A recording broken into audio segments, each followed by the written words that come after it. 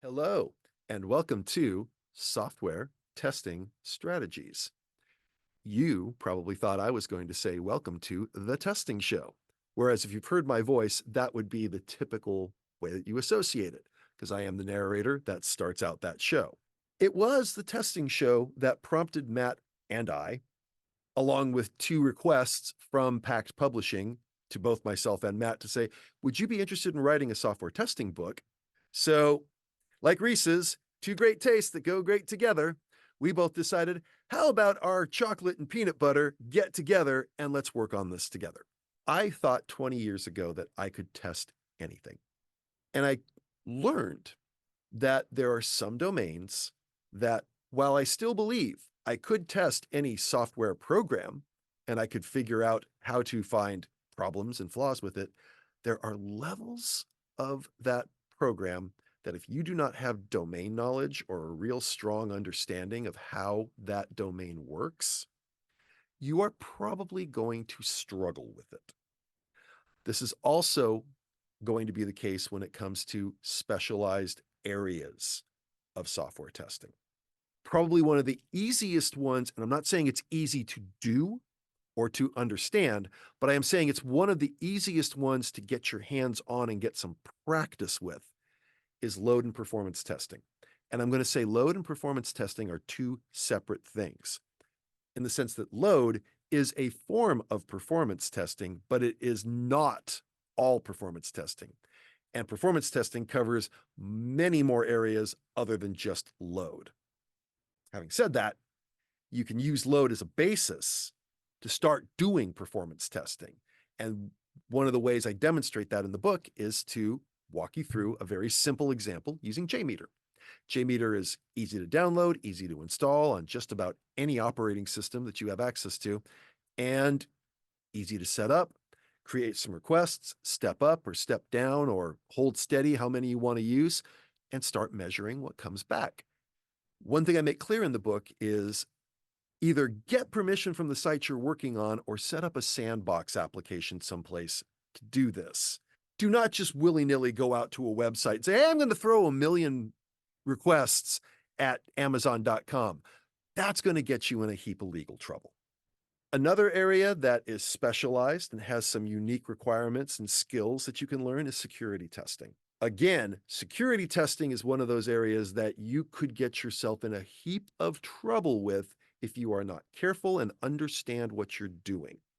But there are certain security concepts that help. You want to understand things like confidentiality, application integrity, application availability, how to do things like penetration testing, vulnerability scanning, security auditing, and threat modeling. All of these things can come into play. And if you have an understanding of what these are and how they work, you can be effective doing security testing. Another specialized area, and one that I happen to do a lot of talking about and specific advocacy for, is accessibility and inclusive design.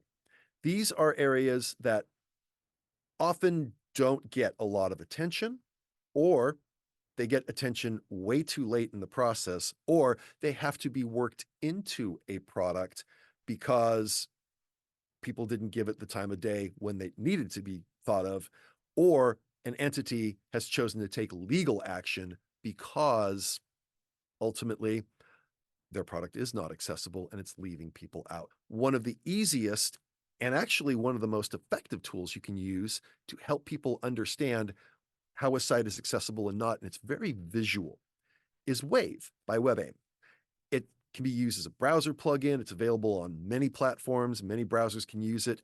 And if you go to a site and you run the Wave plugin, it will show you in a nice graphic form where you're good, where you're not, what the issue is, how you can remedy it, etc. Explore the accessibility features of any operating system you're working with, and your phone, for example, or your iPad or tablets. Get used to those, understand them, and then you have a vernacular to understand what you want to look for when you want to test for accessibility. Another fun area to work with is internationalization and localization. So these are examples to where how on the fly or how accurate do translations work? If you've noticed, you've probably looked at some sites that have, hey, I want to read this in English or Spanish or French or German or Japanese. And just by a push of a button, the site translates. How does it do that? That's a site that's been set up for internationalization and localization. And there are certain things that work into that. So you have character encoding that allows you to change characters from one to another, change alphabets, change entire font structures. You're going to present information very different if you present it in Japanese versus the Latin alphabet versus a Cyrillic alphabet versus an Arabic alphabet. There's the entire CI, CD, fill in the blank continuous stuff that we can be talking about. And I wanted to focus on the continuous integration side of things because with continuous integration, the idea of tests is already built into it.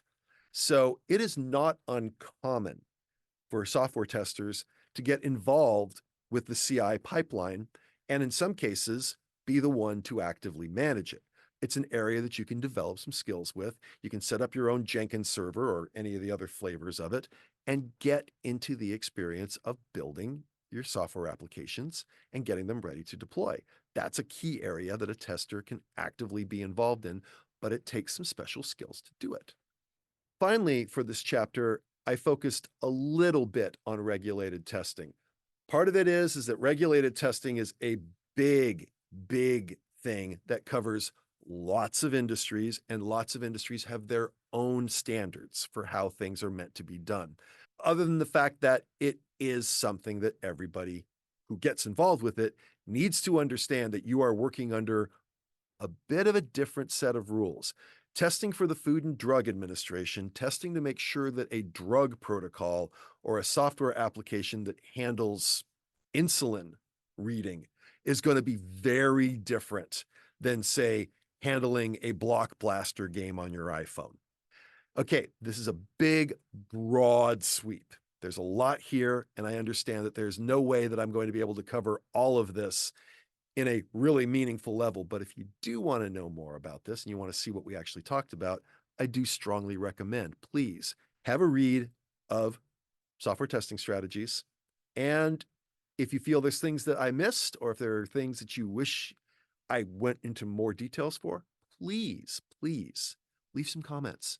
Let us know if there's some areas that we can improve here, because I would love to see a second edition of this book come out. And if there is, I would love to address that.